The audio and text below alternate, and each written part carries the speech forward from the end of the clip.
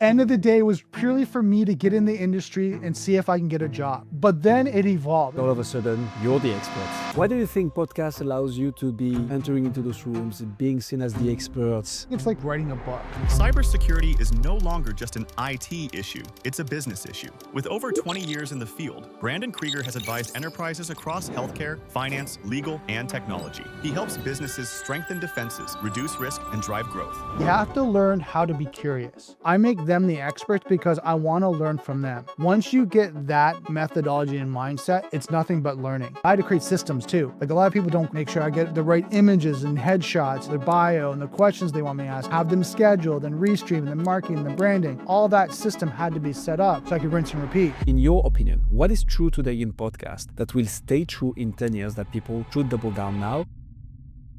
It's tribal. Can you tell me about the Daily Cyber, the truth about cybersecurity podcast, please? 100%. I think I'll start with kind of how it began. Originally what I was doing was when I first started Daily Cyber, I was breaking into the industry, trying to get into cybersecurity. And when I was an IT person, had a marketing background, IT background. Every time I started to go for interviews, they're like, well, what's your experience? What's your degree? Do you have a degree in cybersecurity? Well, and at the time when I was going to, there was really technically no degree. It was computer science. Right? A lot of times they were leaning towards, right? So I was like, okay, well, I don't have a degree. I have a Security Plus certification, but nothing that these guys are going to really grab onto and say, you got that experience. So I said, okay, well, what can I do that's out of the norm to break into the industry to get some exposure? So I said, okay, why don't I start interviewing experts, right? And asking them questions and learning and seeing what they do and expertise. And that's how Daily Cyber started. And I ended up going to Nova Scotia to a conference and interviewing the keynote speakers. So they basically had an area where I was set up, and the keynote speakers, I would just interview them. So tell me why you're here. What are you talking about? And then I asked them questions that literally I don't want to know about. So why is that important? Why would companies have to think about what would a security person coming up in the industry need to know, and how I relay that? So I was asking all those good questions, but then ended up being that a lot of people were going, hold on, I have that question. I have that exact same question. I want to learn more about that. And then I started to evolve Daily Cyber and interview more experts and people from different areas of cybersecurity. And it just evolved to the point where I've been doing it for years. And all of a sudden, you're the experts. Why do you think is that? Why do you think podcast allows you to be entering into those rooms, being seen as the experts? Like, at the end of the day, you're not the one spreading the love and the knowledge, right? You're the one interviewing people. So how come it still opens doors? I think it's like the equivalent, like the old school of writing a book. Like when you write that book, now you're perceived as the expert. If you can have those conversations, you're perceived as expert because you're having those conversations where not a lot of people would have those in day to day. They wouldn't talk to the CISO. They wouldn't talk to the head of cybersecurity. They wouldn't talk to the incident response person that's dealing with major incidents. They normally don't do that day to day. So I'm going to talk to Brandon, or at least follow him because he's talking to those experts that I want to know, what are they looking at? What are they thinking? What's their methodology? What's their security practices? So I'm going to look at, does that fit with my model and what I'm doing? And do I need to start to educate my team and my company and organization?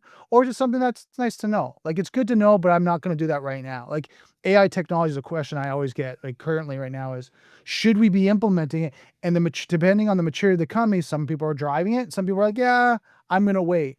So I'm having those conversations from security experts, asking those questions. It's like, okay.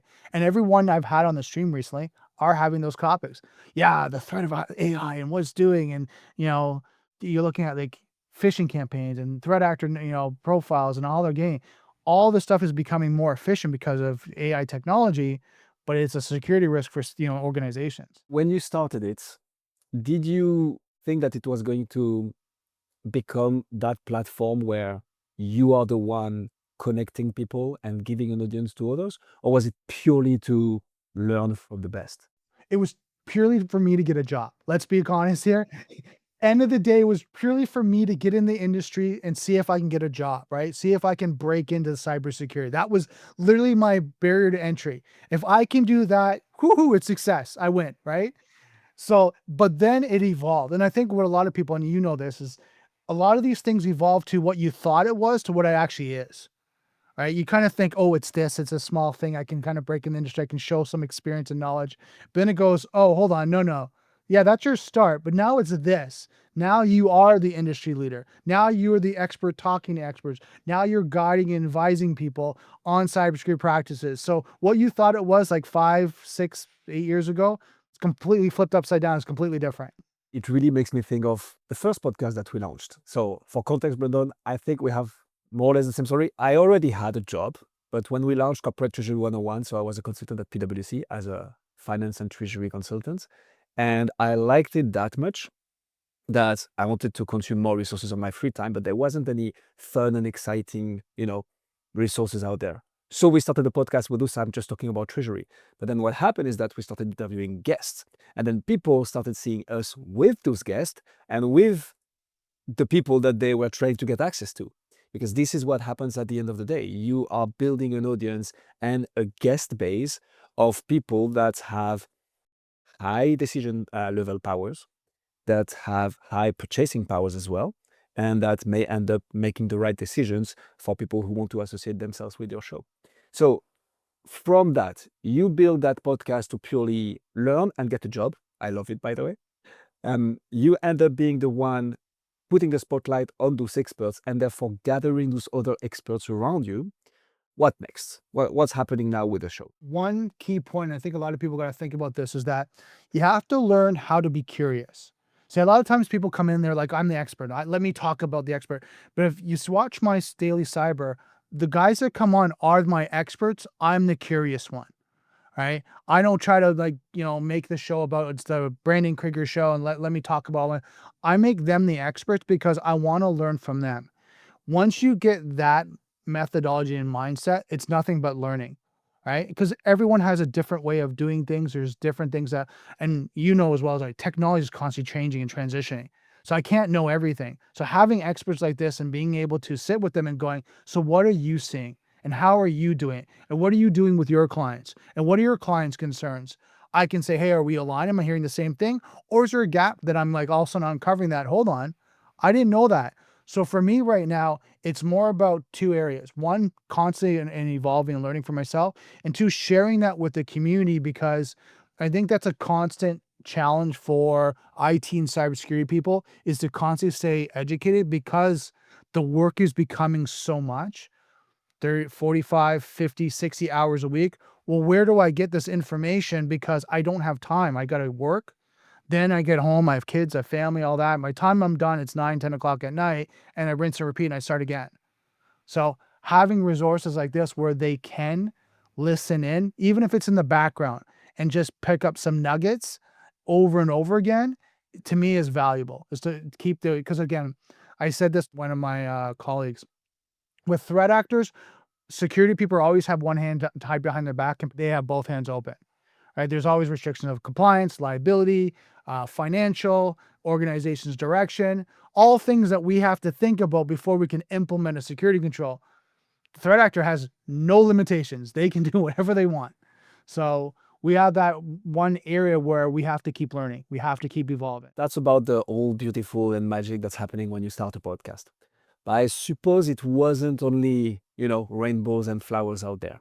So what were some of the challenges that you faced starting the podcast, growing the podcast, and maybe now that the podcast is well established, what are the challenges that you are facing and how, of course, do you walk around them? So first was technology, right? Everyone knows this when you're starting off a podcast, if they've ever done it, it's like, what's the right microphone? What's the right lighting? What's the right camera? What's the right audio phase? How does it work? Is it working? Do I have the right stream, platform? Is everything working or does it break? Right? As we're going, the microphone's cracking, you hear the background noise, you hear an ambulance or a fire truck in the background as you're going through, whatever that may be, right? So you go through these technical challenges until you kind of get your setup and then you leave it. Like, that's it. Everything's working, right? You set it and forget it. The next is trying to get guests, because a lot of times when I first started out is, who are you? Why would I be on your podcast? Why would I go on this? And when I first started out, it wasn't as kind of mainstream as it is now, because people would do talks and presentations and they go to events, they go to conferences, and that was kind of more the mainstream. Being on a podcast, no, cybersecurity people don't do podcasts, right? We go to DEF CON and, these type of conference and we speak there. So starting to build that out. And then all of a sudden when people came on and it was great and they were interested, then also now starting to share it. And then the next challenge I had was building out the community of specific cybersecurity people and then narrowing that down with SEO, making sure I'm on the right platform, making sure I'm tagging everything in the content to making sure it was hitting the right audience. Because me just sitting here, and I use the analogy, me just sitting in an open room and talking to a friend, no one's watching it. I'd rather be in a crowded room where everyone's kind of listening in and maybe paying attention. Now, I know, and I'm logical, I know a lot of people are not totally focused on the hour and listening to me. They're doing something in the background, they're multitasking, but at least like I said, they're getting some golden nuggets as they go through or review it later. Brandon said that, I don't have time. I'm going to go back at 15 minutes into the podcast. He said something I want to do. I'm going to make a note. I'm going to go back and review that. To me, that's valuable. So those were the challenges, trying to figure out how to do that properly and then rinse and repeat. So I had to create systems too. Like a lot of people don't create systems. I had to create systems on how to reach out to someone, make sure that they now fill out a form that they're going to be on the podcast, right? And my stream, make sure I get the right images and headshots and, their bio and the questions they want me to ask and have it all, have them scheduled and restream and the marketing, the branding, all that system had to be set up so I could rinse and repeat versus, as you know, when you first started out, well, do I have the headshot? Am I doing with this Adobe? Am I going over here? Do I have the right content? And you're trying to do that and you're trying to juggle everything versus systematically having it all in place. So it's like just rinse and repeat. Got another guest, they go through the system, they're ready. Go through the system, they're ready. Sounds familiar indeed. So there are so many things I want to follow up on here, Brandon. So that's gold, right? So first guest, let's talk about that. So that's the challenge that a lot of people think they're going to have and sometimes have as well, right? Because depending on what type of guest you want to invite on the show, some are just harder to get because they are more busy, they have more solicitations, whatsoever. In your particular case, so you're starting the podcast, you want to interview experts. How do you get them on the show? What's the strategy to convince someone to come on a podcast that is yet to exist? When I first approached them, my methodology was through LinkedIn because the emails was the worst. If I emailed something, I probably wouldn't get, even for myself, if I saw someone email me, a lot of the times I'd probably ignore it unless I know the person, because all of us are dealing with hundreds of emails in our inbox. So if it's not something specific we need to deal with, generally it gets lost and then goes day 2, day 3, day 4, weeks later, and then you're not even, looked at. So I reached out and through LinkedIn. I did some research on the right people I wanted to connect with, the CISOs, right? Security experts, people are talking at DEF CON, people are talking in conferences. And I did the research of, I know who was doing speaking engagements, so was comfortable speaking. And then I started to reach out and said, hey, I want to educate my community, right, on what you do, how you do it, your methodology, because I think it's really interesting to share your vision on how you work with cybersecurity. So it was more about them. And I think a lot of people have to understand when you're reaching out to someone, don't make it about myself. A lot of times we do that. We make the mistake. Hi, I want to have you on my podcast because it's important to me and I want you to do it so I get it more, recognition. They're going to say no. It's not about them. Right? They don't care. Like I am busy. I've got other projects, other things. If you can make it about them and truly make it about them through the whole experience, more people come, they'll share. When that first guest, I knew that, like I had to do that. And I had to make it sure that, and this is a little golden nugget for people, get out of your own head. Because sometimes you're thinking about the next question you're going to ask them, and you're not listening to what they're saying, right? So they're saying, okay, oh, I did this great thing. And you're like, great. So anyway, and you ask them a question that they just answered in that answer. And you're like, Brandon, so I just, to say it again. And you're like, oh, I missed it, right? It's because you're not present. So that was kind of a golden nugget I learned about this. Make it about them, be present with them, focus on what they're saying, keep the conversation going. And then when I learned to master that, the second interview was better. The third was even better. The fourth. And now it's just like it's clockwork for me because now it's all about the guest and their message to the audience. I love that. Making it about the guest. This is what the podcast should be about anyways, if you're in an interview-based format. But then it's about how you communicate that to future guests as well. And this is what the value is for them. Hey, come on my show, share some time with me, take time out of your day. But then this is what you get. So you get access to an audience. The spotlight is on you. You get to be the one appearing as a thought leader and sharing your expertise. 100%. You mentioned it. So the community, right? How do you, and I'd like us to get a bit tactical here. because I have a bit of a curveball for you here, Brandon. They are, so once it wasn't something within the cybersecurity space, I believe, I'm not in the industry, but from what I can see, podcast has now become mainstream in cybersecurity. Like there are tons of them. I've interviewed a few on this podcast itself. So how do you differentiate? How do you build that community that you mentioned? So centering the value and the content around that specific niche that caters to them. But tactically, how do you do that? How do you build a community? How do you keep it engaged? And how do you retain them? So I think one of the most important things is know your expertise, right? Some people are technical expertise. They're threat hunters, they're incident response people, they're coders, they're scripters. They know their expertise.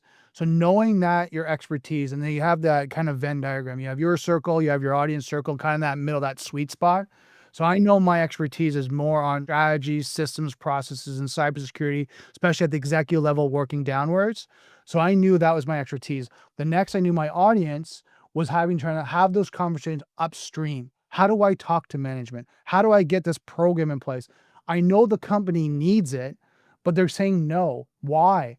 Like, I don't understand why. Like, it's essential. It's crucial. They need to have this endpoint protection, firewalls, whatever that means, but they're telling me no. Knowing that, okay, I understand the business side of it, knowing I can communicate why and how to help them be champions and get those collaborations going was my niche.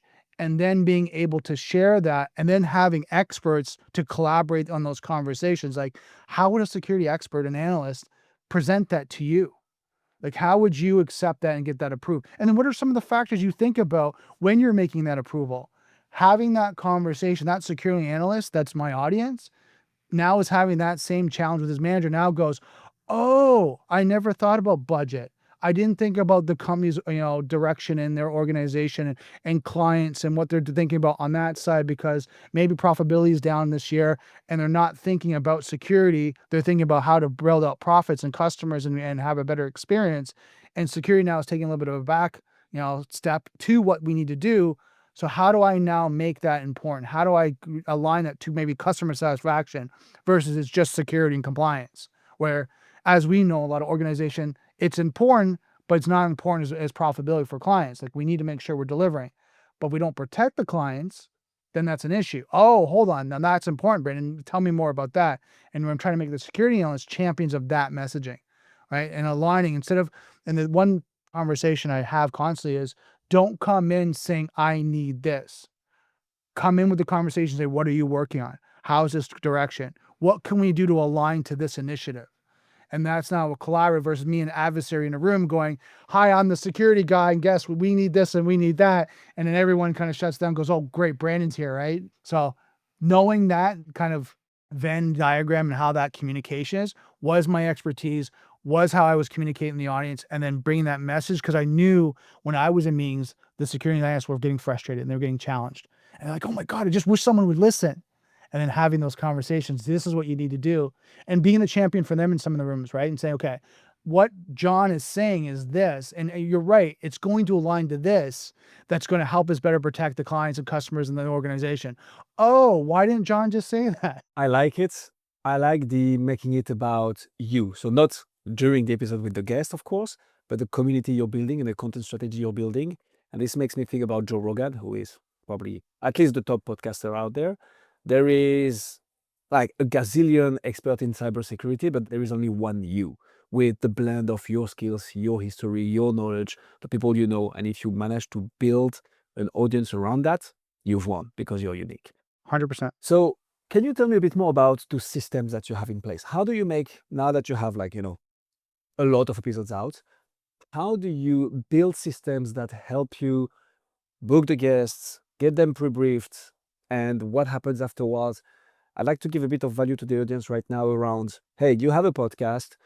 Those are the systems that you can implement to make your life easier. So one book I recommend everyone reads, The 4-Hour Workweek with Tim Ferriss. That's the methodology and the thinking process, is like, how do I do things with less time and get 80% of my results?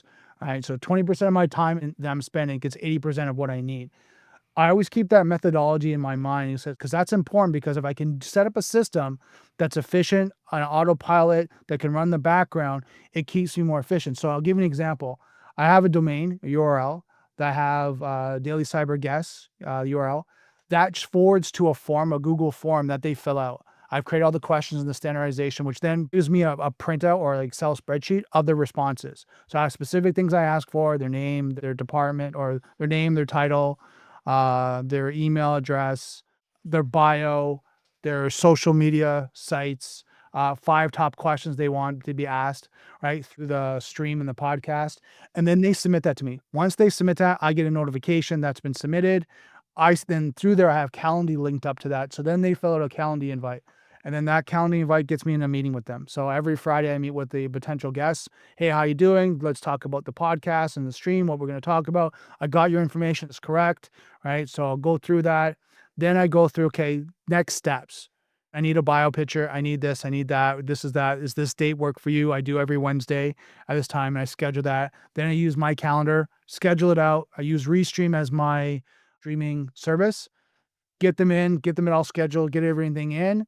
And then I start using Vista social to start doing the marketing. I use Canva for my digital marketing, and I have templates for my branding. So I create that. ChatGPT already has my formatting of all the text that I have for the Daily Cyber and the template. So I plug in their information, their bio, their name, their title, their URL, and I say, here, create me the speaking notes and the talking notes, the marketing information that I need for Canva on, what do I have? X, LinkedIn is most of the main one I run off of. And then also create 5 questions, kind of elaborate on the 5 questions I have. Let's format that a little bit better, because then I have little banners at the bottom. So all this system going from start to finish gets me up to the day where on Wednesday I'm ready to stream. Right? And through Vista, I schedule out multiple posts on different platforms that now educates the audience on who's going to be the guest, what time they're going to be on, and where to see it. A bit of a tricky question for you. So restricting the first chats, what we call pre-brief calls, on Fridays and live streams on Wednesdays, easy to implement? The reason I'm asking this is you also want to adapt to the availability of the guests, right? At the end of the day, they're going to take time out of their day to come on your podcast. Or is it just that at some point you build such a platform that it's actually something people want to accommodate for? So how do you strike that balance? And did you lose some guests, for instance, over the fact that it was only on specific days? How do you make it all work? So the way I thought about this is habits. If I can get my audience programmed and trained that every Wednesday at 1:00 there's going to be a live stream, and habitually get them into that routine, right? 29 days creates a routine. If I can do that, what happens? They're going to show up. Well, if they show up and the guest shows up at the same time where their audience is there, that's attractive to a lot of guests. So if I can tell them on Wednesdays, my audience is there, 300 to 400 plus people that are live and watching, then all of a sudden now they're like, oh, great. We're going to get live questions. We're going to get that. We're going to gauge. I'll come on Wednesday. But now the question comes in for the guest is, which Wednesday works? And no, don't get me wrong. There's some guests that said they had to cancel last minute. They had to reschedule. It happens, right? And I know the one I have on today, they canceled once, right? I'm like, not a problem. We understand. We're in the cybersecurity industry. So I had to do a Ask Me Anything stream. I pivot, and then now I have them on this Wednesday, like today. So it's really about understanding that we're lying to, because you get that if you go with the guest, you might not have the audience. So it's like you're always fluctuating, right? Okay, we're going to 9 on Monday, and then we're going to 3 on Friday, and we're going to do Thursday at 12:00. The audience doesn't know when to show up, right? And they're busy. But if you can program them like, hey, I do mine over just after lunch, and it's depending on the time zones, it might be their lunch, it might not be their lunch, but it's in that mid area for most North America, then they can potentially show up or at least listen in. That makes a lot of sense. I like it. So it's again about the value that they're going to get out of accommodating for your specific hours and what you do now. Do you do multiple live streams per day? Like how many do you? Okay, so only one. So you have one guest per week, basically. That's it.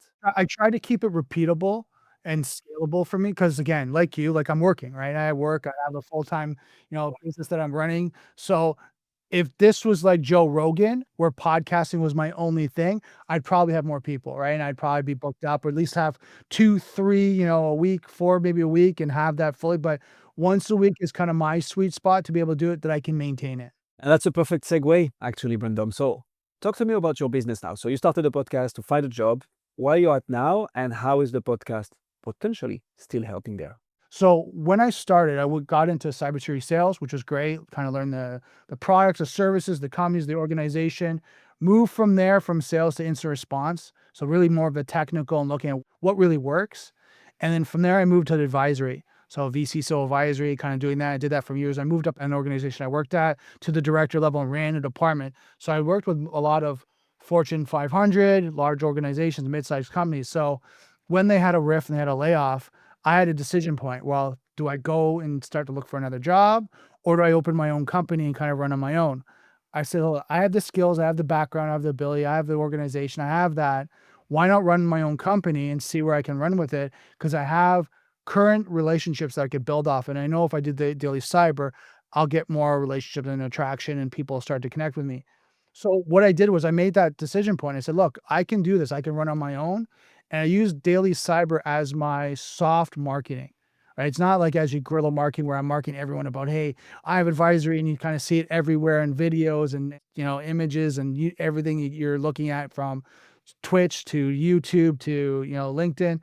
But how these just are soft where people can take the information and they can ask me questions. And a lot of times there's leaders where they kind of go, I have a question about my compliance.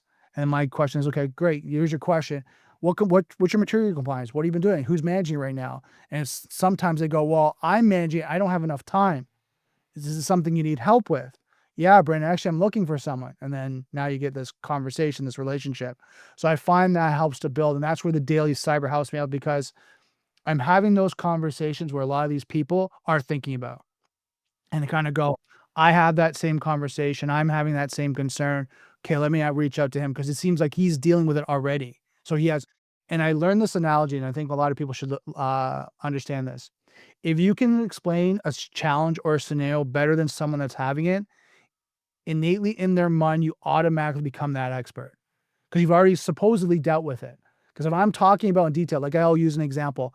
If I go, yeah, if everyone's had an L5S1 herniated disc, the times where you're sitting there and you can't breathe, there's pain in your spine, you can't twist, you can't do that. You get in the one position, you're very comfortable, but if you sneeze, then all of a sudden it comes out and you're in pain again. So you go through this over again just so you can lay in this awkward position and just kind of be comfortable. But you try to look at Advil and all Robitussin, and you take all this stuff just to try to get the pain going. And one thing you can do is start looking at different types of therapy.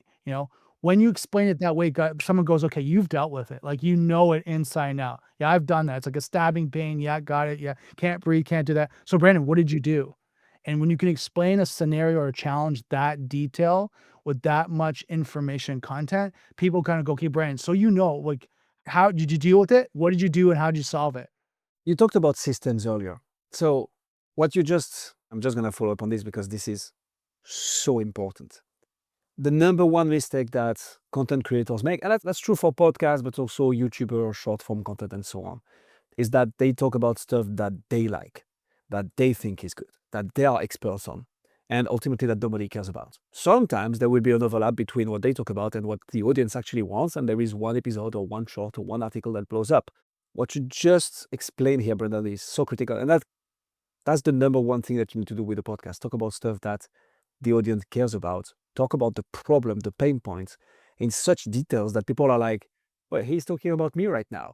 And when you do that, not only do you have people engaging with your content, but if you have a business behind it, people coming to you to be like, look, I don't see anybody else I could work with. You've clearly nailed it. So since you know how to define it that well, now how do you solve that? Because clearly you're connected and you have the right connection in the place. You talked earlier about systems to get the guest from total stranger to an episode published with you with all the marketing assets. Do you have systems to do exactly that as well? Meaning the audience hears about you and then they want to get in touch with you. But again, tactically, how does it look like? How do they reach out? What form do they fill out? Do you have a lead magnet? How does the funnel work? And is there any system? Yeah, I kept it more simple with lead generation, because what I find right now is, and which is great, I get leads from LinkedIn, right? People reach out because they want to connect. Hey, I want to connect with you, Brandon. I saw your stream, whatever. And I have a question. The other one is they'll find me and they'll email me. So those are generally the two I normally get. And then what I have is I have an area where I actually store those questions. Now, if something where I like, and the Fridays are normally my lighter days, or those where I'm doing like more admin work, and so I have my meetings with potential guests.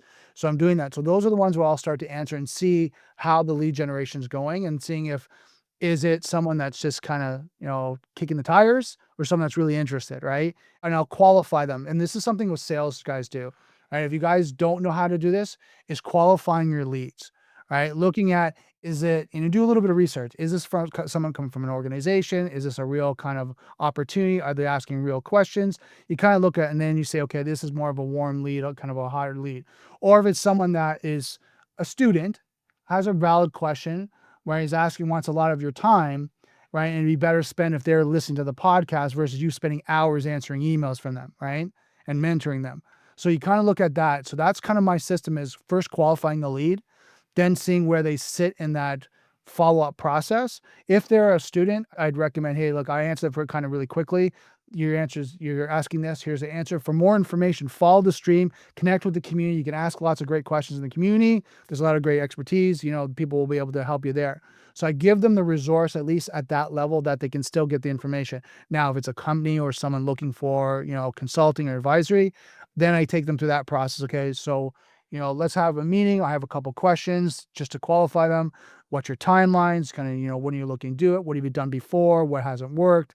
And see if they're qualified. If it's just like, oh no, I just had a question, then I kind of let it go. And I don't kind of give too much more value on that point. Because again, when you're a solo entrepreneur with a few consultants, you want to make sure you're not tying your time up on lengthy sales. Now, something which is challenging, and sad to say, for Canada, I don't work with a lot of Canadian clients because the sales cycle is longer than US clients, right? The sales cycle is a lot shorter for US clients, where I'll have a client follow up with me within 30 to 60 days. We potentially have an opportunity that's in front of us, and then we're working on contracts.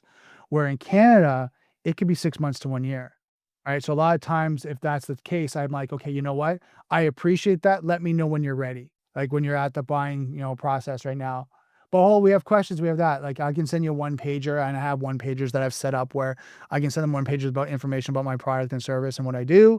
Other than that, like I'm not going to spend a lot of time, because something that a lot of business owners don't take into consideration, your time and value. So if I'm worth, and my average rate is $250 an hour US. So if I'm $250 an hour, for every time I have to spend with that prospect at that time, it's money that I could be spending with a client, right? So, and a lot of people think, well, but hold on, Brandon, that's a sale. No, no, no. There's being efficient in your sales process, right? Quantifying them easily, quickly, closing that deal efficiently, and then working with the right people. If people are kicking the tires and not ready, they're just not the right client for you. That doesn't mean that it's bad or it's wrong. It's just they're not the right client for you right now. You can't build a business off them, something that's future. Like I know a monthly recurring revenue. A lot of times people say, okay, do I have, annual revenue, monthly recurring revenue? And you got to look at how are you going to, one, pay the bills, but also be profitable. If I'm spending a lot of time not having the right systems in place and burning a lot of time, that equates to lost revenue. And I learned that, and I'll just finish off. I learned that when I was talking to a restaurant owner, and they were talking about their tables. And they were saying, look, I have to have, every table has to be full through the hours that we're open, because every chair costs this much money, right? And I was like, oh, that's interesting. Walk me through that methodology. Well, if I don't make that in this dollar amount for every hour that chair is filled, I'm losing money, and then I might have a rush, but I then break even, or I'm kind of suffering. I need to be at this level, at least 80% capacity, through the hours that we're open. If I'm not 80% capacity, then I have a dip. Now, I can take a little bit losses here and timing, all that, but I have to maintain that. I was like, that's interesting to think about, because a lot of people don't think about that when you look at business. They don't think about time is money really for yourself. And if you're burning a lot of time on talks, presentations, prospecting, and sales calls, you're not actually making money. So you have to be more efficient in that time. And it's okay to say no. There is so much gold in there as well. So first of all, just to relate to the Canadian versus US, I didn't know about that. I don't think I have any Canadian clients. No, I don't. But I'm coming from France, as you might hear with the accent, and the sales cycle, but also the way to do sales in France is like so radically different. We have one French client, and it's exactly as you described. It took 6 months to close the deal. The person was keen. It was just like, it's so much longer. And whereas the US, like if people are ready, they just go. And there is like, yeah, we'll learn as we go. And of course, there will be mistakes. But like the point is to try, iterate, fail, try, iterate, fail, and find out the right way to do it at some point. I like the efficiency in the time. There is something that people, and I see it also with our clients, that they are hesitant to do, which is sending people back to a podcast episode or a free resource. Hey, I totally understand that you have questions, but I want to be respectful of your time and of mine. All the questions that you have right now, those are things that I've answered to on the podcast, which is why I do the podcast. It's my time, it's me. You can go and check it out. I'll send you the link. Check that out. And if you're still interested, happy to connect when you're at the level of information that you need to be at this level. And this is gold. And this is something that people struggle doing because, it's like rejecting what you think could be a sale. But actually, when you aggregate all the time that it would take you to treat all those people, the return on investment is just not there. Well, they don't qualify. That's the thing. Your point is they don't qualify. It's like, is it a $500 deal? But I've just spent 30 hours on that at $250 an hour. Like it doesn't equate, right? They don't kind of think that way because they close a deal. And I'm going to talk about this. I did that when I first ran my marketing company. When I had a marketing company, I did that process. I did the hunting. I did the cold calling. I did the 80 calls a day. And I spent a lot of time inefficiently getting the wrong clients that it was hard to build the right business model because I was suffering financially because I wasn't getting the right clients. I didn't value the time that it would take to get the client and close the right deal. Like if you got a marketing contract, and I'll use this example, like back in 2007, 2008, you did a marketing contract, it was $250 an hour or $250 a month or $500 a month to manage someone's social media. Well, if you were spending 30, 40 hours a month, right, it wasn't equating and paying staff and having the overhead and doing that. So I had to increase my prices. But then I looked at, again, learning what someone taught me is about the sales cycle. You're spending $1,500, $2,000 just on the sale alone. Like the time you're doing the presentation and meeting and going and taking them out and going through that for $250 a month doesn't equal out. I'm like, you either one need to charge more, right, or get the right clients and go upstream, we talk about, and get better clients, right? Clients are looking to spend more. We talked about the challenges. We talked about how you benefited from it. What's the best thing that happened to you thanks to the podcast, Brandon? Overall, breaking into the industry, from what I was hearing, like it's kind of interesting. They always say, like, I think it was Tony Robbins saying, if everyone's going one, go the other way, go the opposite way, you'll have a better chance of success. I took that methodology and thought about it. And I don't think if I tried to go through now I had to go get a college or university degree and 4 years later and do all that, I don't think I would have broken into the industry when I did and had the hockey stick growth that I had in the industry if I didn't do the stream and the podcast and interview people. I think I was just fortunate, the right time, right place, right personality, being able just to have that, drive to do, just to make it happen, got me, when you're getting lucky, right? It just meeting the right people. And I remember at that conference, I met with Go Secure and they said, hey, I like what you're doing. Do you want to meet with us? Meet with you for what? Yes. Like, yes. And meet for what? Like, there is no, right? We want to give you a sales job because you're good at talking people. You're good at presenting. You're good at, going over things. Like, we want to train you and get you up.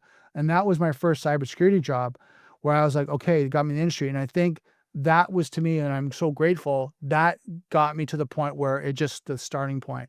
So that was the greatest thing I have. Now, there's little wins in between there where I've met great people. I've met great experts. I've met Neil Bridges, who's a colleague that I work with, that I do the stream on his platform or his community. So I met a lot of great people. But I think that, to me, it was like, if I was going to go, okay, what was the one thing you got from the stream, was to be able to break in the industry and see how quickly it went. Because some people say, like, it's taken years. I can't do it. I'm doing this. It took months. Like, that was how quickly it transitioned for me. It was months I was in the industry. So actually, you anticipated my next question. I was going to ask you, how long did it take? Because podcast is a long-term game, but if you do things properly, it can actually be short. Probably not overnight, right? Probably not just a few days, few weeks, few months for sure. But then this compounds. And like, if you do this for long enough, what happens is that 3 years down the line, you have 150 episodes published with 150 different experts in the space. And if you are niche down enough, 150, talking one-on-one for 1 hour with 150 experts in your niche is not insignificant. It is actually pretty significant. And that's the power of it. I think what it also builds when you look at, like, the community and what you build and the expertise, But you also, as you're learning that compounded information, your growth just grows so quickly because you're getting real information at that time. Like what works and what doesn't work from these experts. It's like, no, no, no, hold on, Brandon. I know people say you do this thing, but well, actually you want to do this because that's actually works. And we've been doing it in our colleagues. And then you hear it 3 or 4 times from other experts. You're like, you're getting real detailed information that you can run with. You mentioned another thing, Brandon, which is you're not just doing the podcast, right? You're also going to conferences. Can you elaborate a bit around this? Like, is it enough to just do a podcast? Do you need to do something on top of it? Is it going to conferences? Is it something else? Like, how do you recommend? Because also for the lead gen aspect, you mentioned that you weren't really systematized, and I mean, you are intentional about the lead gen, but it's purely like, hey, you put content out there that helps the industry, and then people who wants to reach out. But what do you recommend doing on top or next to the podcast to actually get that business traction and those opportunities? It depends on the individual. If you're starting out, you want to be wherever you can be, right? As much as you can, and you want to be able to be cost effective too, because you can't fly out to every conference and play for hotels and pay thousands of dollars for that. So you kind of have to strategically look at which is the best conference that fits your demographic, what you want to need, and you go and you kind of learn. But a lot of times I find with the conference, unless you're speaking at the conference, it's a lot of booths and going to, the actual different talks and presentations. So you get some socializing and networking, but you don't really want to talk about you unless you're this keynote speaker, and then you're kind of up there and talking about what you're doing, or you're in a panel or something along that line. So I think what I recommend for people is kind of look where you're at in your public persona. Right? And I'll call that, because you're streaming, you're doing talks and presentation. Kind of look where you're at. Less barrier to entry is streaming, right? And podcast. It's a small barrier to entry. You can create a podcast. You can get up and going within a week to 2 weeks. Technology going that. I mean, you can even use your phone and just start, recording audio, right? If you want to do an individual. So there's a low barrier of entry there to build out the community, the expertise, the notoriety, right? So when people do recognize you and you say, hey, I would like to come talk, they go, oh, you're Brandon from Daily Cyber. Yeah, I want you to come talk. Because if I did that at the start and said, hey, I want to come speak at your conference, they go, who are you? I understand. What's your topic? No, we've got Joe, that's a CEO from one of the major Fortune 100 companies. We're going to have them come talk, right? Thanks so much. We really appreciate you reaching out, but you're not at that level. But when you start building an audience, they start seeing you more. Then you have those more barriers of, okay, where should you spend the time? And then you have to look at, what's your actual goal? Like, is it to be a streamer and an influencer? Or is this something that is part of your marketing that you do to build out your business or your career, what you're doing? So you kind of have to look at what you're doing, because it can be very time consuming to schedule, to manage, to control these systems and to build that out. I mean, people create companies around these, right? Like, as well as I do, they create staff, they have assistants, they have people that are reaching out, right? They have marketing people to build this out. Like Joe Rogan has his moderator, right? And he has a team that's, managing his stream, right, and his podcast. So he has someone that's doing that and potentially a team behind him. Is that where you want to go, or are you working and this is kind of a side project? That was an absolute masterclass, Brandon. Thank you so much for this.